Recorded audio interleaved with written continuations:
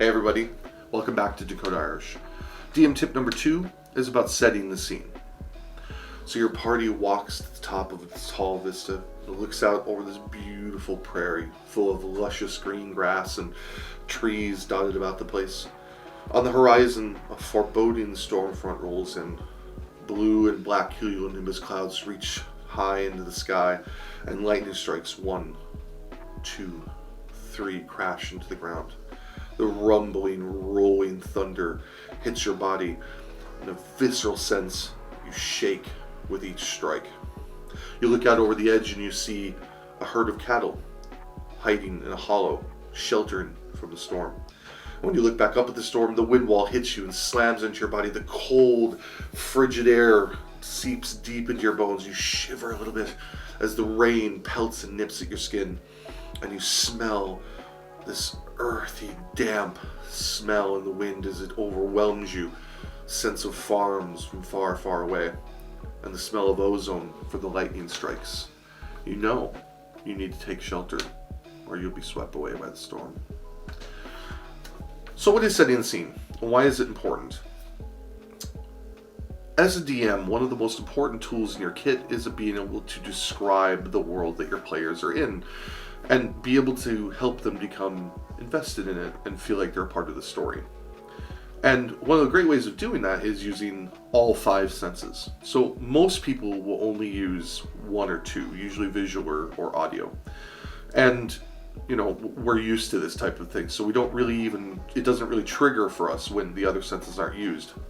But when they are used, it creates powerful memories for us, visceral memories almost. And they're usually some of the best scenes in the campaign. And you as a DM can choose whether you're going to use that or not use that depending on the situation. If you are taking a creative writing course, you know the power of using all 5 senses. Usually there'll be an assignment where you have to write a short story and use the 5 senses within it. These are really great tools for you as a DM to help you improve your describing and, getting used to using those 5 senses in your campaign. And what's really cool is, on the flip side, you can choose not to use those 5 senses. And when your baseline is that you use them, your characters will pick up that you didn't use certain ones, and they'll say, what do I smell in here? Is it cold? Is it hot? And those are really cool moments as well, because you can use them as, storytelling moments, but also as ways to drive interesting, reactions to the campaign. And remember as well that describing the scene isn't just about describing a scene. It could be describing a weapon, or describing an NPC, or describing a monster. If you think of somebody like Matt Mercer during their campaign, he would oftentimes give a description of a monster, and you'll see a visceral reaction from the entire group. Usually from Travis, and particularly if it's something, like ghost related or paranormal related.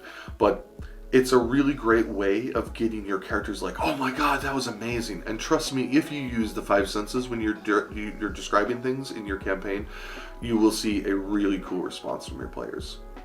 So guys, please leave comments in the section below. Let me know if you think that was helpful. Let me know if there's feedback you have on that, or anything you want to add to it. And also, let me know what you'd like to see in the next DM Tips video. Thanks for stopping by. Love you guys.